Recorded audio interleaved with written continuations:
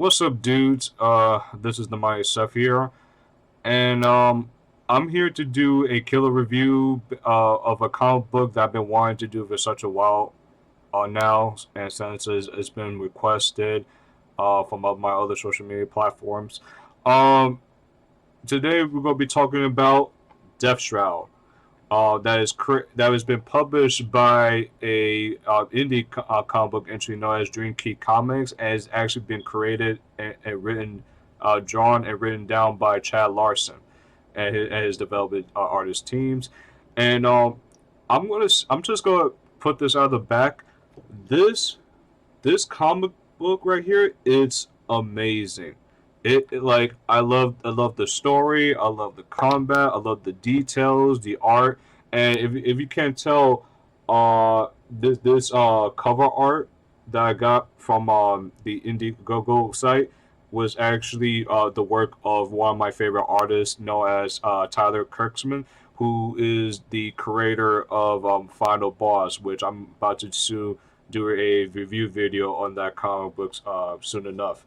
And yeah, so I'm just gonna say this. This comic book for me right now is a 5 out of 5. I normally don't give a early final verdict of the comic book itself, but I will give a final verdict to the art style as well. All right, so to the story. So essentially, this comic book has been inspired by both Venom and Spawn, mostly with Spawn because there's a lot of elements that took in the idea of Spawn by Todd McFarlane. All right, on to the story. So the main protagonist of the anti-hero that Chad Larson explained, um, that Deathshroud is actually his real name is John Azrael.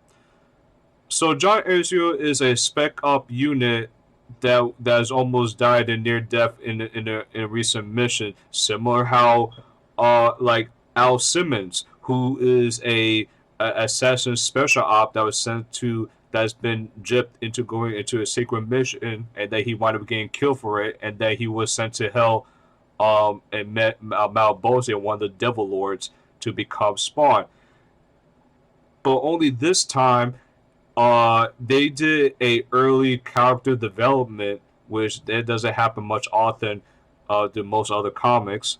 Um, that he is essentially a what is called a Nephilim. If you guys don't know what Nephilim is basically a human. It's basically a hybrid, a spawn that is the children of both human and angel, meaning that that the Nephilim is actually half human, half angel. So, to continue what the story is about, he started overgoing with some kind of symbiotic transformation into the anti-hero, Deathshroud. So he didn't know what was really going on, and then he decided to escape from the where he was near dead, and then later on they give some kind of character origin in early pages, and he's actually the son of Death. And I'm not gonna lie, Death is the his design is the most badass thing I've ever seen, aside from Death from Darksider series, because like this Death particularly looks amazing, and the way that how they explain how he's related to him kind of fit very well. See how it starts is that his mother is dying through cancer, and when Death shows up at her through her deathbed, he literally just introduced himself, telling her, do not fear me, woman. I'm here to collect." But she was telling her like him that he's not gonna make it, like he's suffering through some times, and then that's when Death offered, which is kind of really odd because he literally offered that he could restore her back to full health as long as she bears him a child.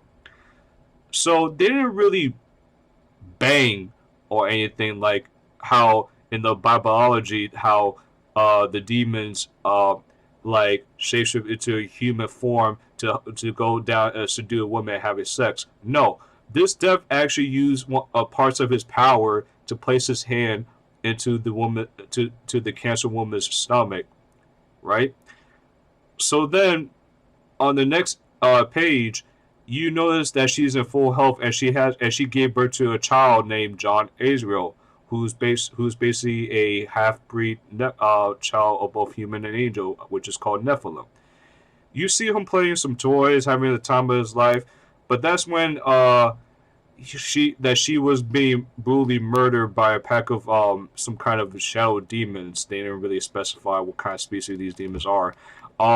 So essentially, they proved that the Nephilims are a huge threat to the entire race.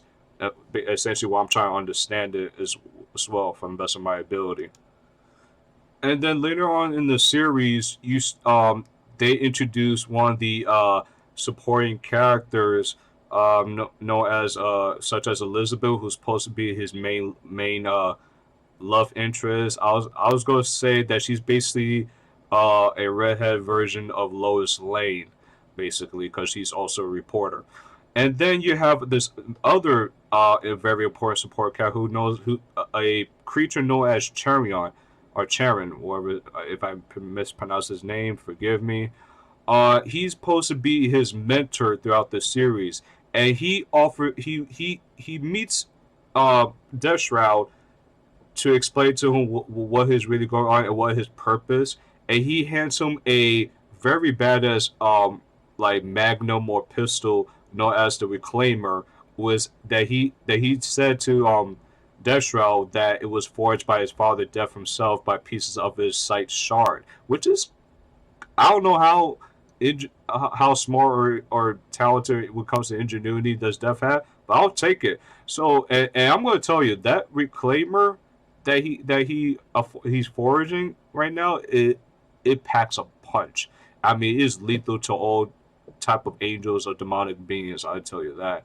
It just really one shots everybody, but I'll get to that in a minute.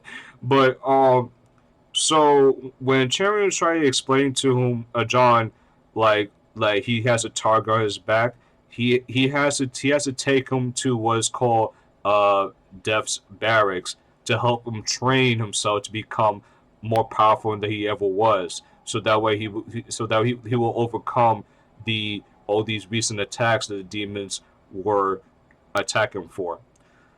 And before all that, there was a council meeting of a group of interesting looking like angels.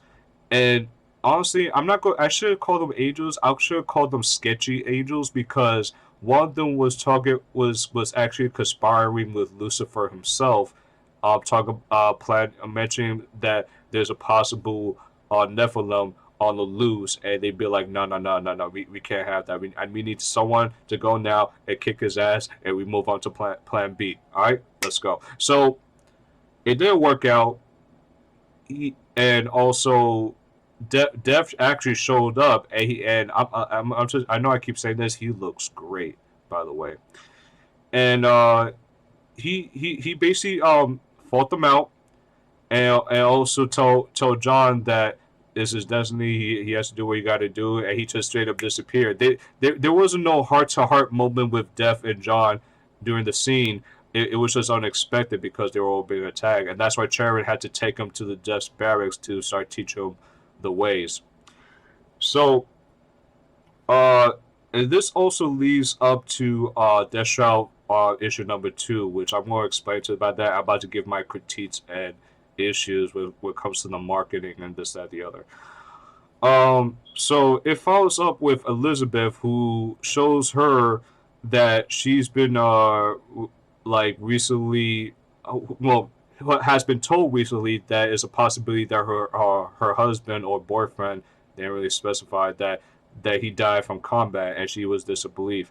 But she completely got over it because she was focusing on finding a missing person that she was sworn to go figure out the missing pieces and figure out what the whereabouts are.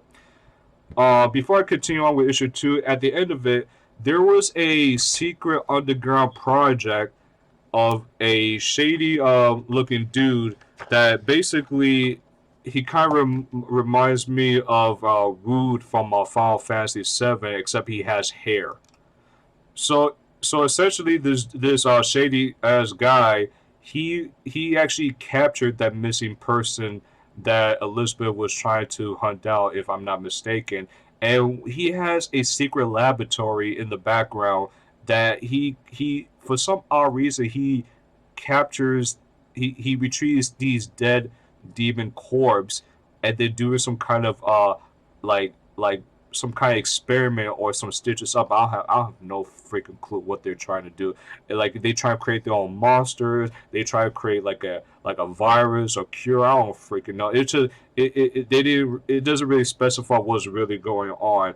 But I thought they were going to explain more of that on issue 2, but it didn't. It just basically showing the same like black agent who was captured by these I don't know secret group who was doing experiment on him, and he had him strapped down to the table while Elizabeth is going out hunting for him. But then when Deathshroud was patrolling through the rooftops of buildings like Spawn does, he come across with a group of goons who is doing some kind of like armed dealers or sex trafficking, who knows. And then he literally kicked the crap out of most all of them, and the bullets didn't do shit to his armor. Like his symbiote armor is like freaking bulletproof at this point. So one of them carries away, and Elizabeth goes inside, sees all these dead bodies, and finally meets face to face with Deathshroud. And I was kind of a little disappointed with their reunion because it didn't really give that much in depth or that much screen time or have that much heart to heart moment, because he literally just explained to her who he really is, and she was like, "Oh, I don't know. It's so hard to process. I don't know what to believe." But okay, if I was a anti-hero dressed up in a certain way that creeped the shit out of people, that to the point they will literally just run away, I would just ask that person, "Look, calm down. Just ask me anything the only you would know, the only you and John would know." And when she asked him that question and he gives him a perfect answer, she was like, "Oh, John, is it really you?" But, however, their get together, their reunion has been poorly and stupidly interrupted by more pack of demons, and one of the angels or demons, I can't even tell you anymore if they're angels or demons, sent a hulkish brute demon after the name is Abaddon, which they could come up with a different name than that. Decided to go after. Was like, "Oh, I'm gonna clean up your mess for you. Fine. Where's he at?" Sorry, the voice actor was a little dramatic there. So he goes after him, Death Shroud. Like start duking it out, throw a few punches in, punch him through the straight on top of the walls, through the rooftop, and then he got a few hits in there as well. And then out of nowhere, it was kind of stuff because they didn't really show a full extent to his power. All he has is the revolver called the Reclaimer, and he can also just power up his fist and then starts like go hitting some haymakers on the big demon.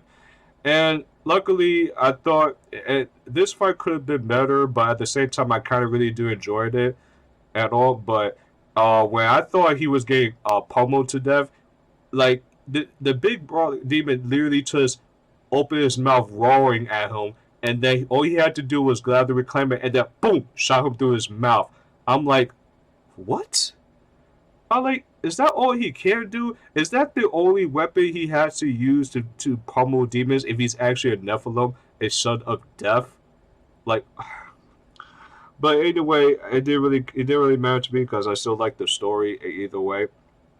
So, for issue 2, I don't want to give issue 2 its own verdict. I'm gonna give it along with the book itself. I'm gonna give these both a 5/5 because it's a great story. Like great dialogues. You know, it's just the certain scenes that they could have done better that makes sense. And also for the art, right? Again, 5 out of 5 because the art looks amazing, and I also want to give credit to V Kim Meron, who does such an amazing job of working on these pages, the character designs, the illustration. Yeah, I'm so looking forward to see if I could hit him up to see if he could help me out with my own comics as well. But for now, I just want to say kudos, man, kudos. Now, I know, right? That's it. That's the story. That's the story that I have for Deathshroud, and with the issue 2 so far. And I'll explain why. So, Chad Larson, he stated that this is his first independent comic book that he ever released. It right. So, I'm Chad Larson, and I'm the founder of Dreamkey Comics and the creator and writer of the Deathshroud comic book series. We need your help and support as we launch our own indie publisher, Dreamkey Comics. Yeah, so the only problem I have with is Chad Larson. Like he is terrible of not only marketing, but he's also terrible of pleasing to his fans what they were trying to communicate him for. And he doesn't understand how to run his own business. He doesn't even know how to. The only thing because in his first campaign, he had a quite a successful one, but not a whole lot compared to other comic industries or comic creators. Like, but then he decided to open and run another campaign instead of saying Deathshroud issue 1. He called this Deathshroud oversized 1. Basically, is the same book, but it has like trade 5 or 22 extra pages, and a lot of his backers were complaining about that because they not only they had to spend $40 on a single issue, but they had to spend $60 on an oversized book that is the same size as a regular softcover graphic novel that most of them have more have at least under 100 or more pages that was been covered. Where we'll focus on developing dark anti-hero stories by some of the best talent from Marvel and DC. Our first series that's ready to launch is Deathshroud. We currently have 6 issues completed and we'll be rolling them out in back-to-back campaigns. For those of you who are new, Deathshroud is a dark anti-hero series for fans of Spawn, Venom, and the Diablo video game franchise. And what he's doing, he's marketing them and forces people to spend extra $20 for shipping after spending like $20. Like, even some of the people were complaining $20 for a 24 book. Hell, I could even buy a single Spawn issue for only a few bucks. But this guy, he has the audacity to charge us with our hard-earned money more, like not only $40 but $60 for 52 pages. That's even worse when Eric July. That's even worse when Eric July first published his first ISOM. We had to spend $45. But luckily, when he launches a second complaint of ISOM number 2, he lowered the price and make us pay $35 for a good decent amount of content to the story. But this was crossing the line, and every time people try to explain to him or give advice, he not only he doesn't answer the question, and most of his replies didn't make any sense, but he also keeps putting his pride in the way and telling them that this economic is not feasible. Like, honestly, I don't know how the economy is over there in Canada, because this is where he created his project, because he's from Canada. But it makes no sense for a single story with only a little bit of like pages for him to develop would have the audacity to charge us that much money. No, that's actually just robbery in my opinion. But and then I even tried to have a one-on-one conversation with him in Discord to try and convince him would it make more sense to have the rest of his stories be brought up, collected into one ginormous giant size book two, but he refused, and he had all these roadmaps and from that leading up to from issue one to issues 9, and guess what? He never followed it. He never after his like failure in succeeding in issue 2 that he did actually reach his goal. But however, even though that he had a failure in his third campaign, he still managed to deliver the second issue to his backers, even though that he didn't have a successful launch. But after that, he didn't move on. He didn't continue. It's like he gave up. He didn't bother to release the rest of the issues or any other story. He just completely stopped at issue 2, and that's it. And right now, what he's doing right now is trying to develop a video game that takes years. I'm talking about years of development. Instead of focusing on introducing us to the characters themselves, he decided to wipe his fucking ass and then decided to just throw that out the window and say, you know what would be a good idea? And waste my time, be patient with my fans. Let's make a video game. Who knows? They might enjoy it. Chad Larson doesn't have the priority of what he needs to really focus on before he starts developing new projects. Same way with Ethan, who's the creator of Cyberfrog. He has a terrible when it comes of giving fans what they wanted, and decided to waste their time not doing anything about their own time instead of going on developing their stories. And especially they're not focusing on delivering what we want to see. But this is not it. The book is fantastic. I want to know more about Deathshroud. I want to know how he's connected to Death himself. I want to know why these angels are trying to reshape the humanity with their own like worship device that's headed towards Earth at the cliffhanger of issue 2. I want to know more about that, especially other anti-heroes in the Dream Key universe. More like a fucking nightmare comics. But none of that. He just completely gave up and decided to, you know what? Let's develop a video game of it. It makes no sense. It's like he gave up all that plan and all that roadmap and just throw away in the trash and just decided to do something different. There's no organized. There's no direction where this is going. And also, most importantly, I wanted to know how he's going to be able to get back with his fiancee Elizabeth, who's one of his supporting characters, but also to find out what those secret douchebags are up to by collecting corpses of the demons that he fought.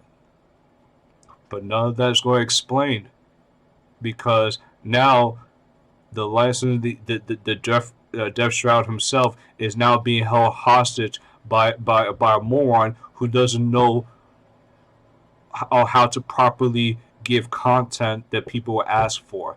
And like I said before, I know I'm gonna keep saying this. Deathshroud, the comic itself, is not the issue. Is the owner, and that's Chad himself.